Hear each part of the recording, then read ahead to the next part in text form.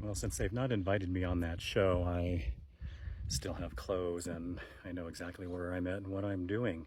Today we are at Bootleg Spring. Checking this out. Just looking at this right now, this is really lush, and this is late October. We haven't had much precipitation on that. We're in uplands topography, and then all of a sudden we're running into Jungus. At Bootleg Spring, I see this little game trail coming through the grass. And I look down and I noticed the ground felt a little differently down here. Here we have mud.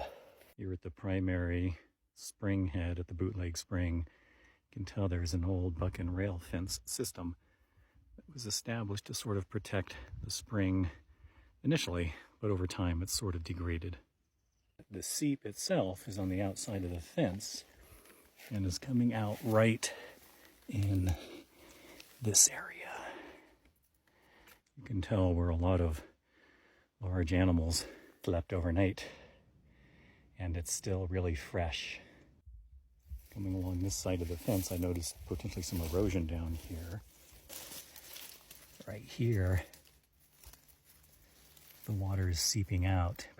Obviously, I have some concerns with some ungulate pressure. All right, my little assessment here at Bootleg Spring. I've walked the boundary, I've checked out multiple locations, nick points, erosion, multiple spring heads on this. Great little system here, very lush, lots of riparian and wetland vegetation. We can see that there was an attempt to protect the primary spring in the past with the old wood fence there. The only recommendation I would probably do on this one, if they wanted to improve it, I would move that fence completely up into uplands area and not necessarily down through here. We saw some of that erosion early where the fence was, and we saw the seep coming out. Likely when this was originally put in, that may have only been the size of the spring. That's the case. Just this little bit of protection here has expanded that spring significantly beyond. Just one rock dams might be able to work on the, I believe, the northern side of the spring system. When I was at Rainbow Spring, we talked about some of the ungulate pressure there as well.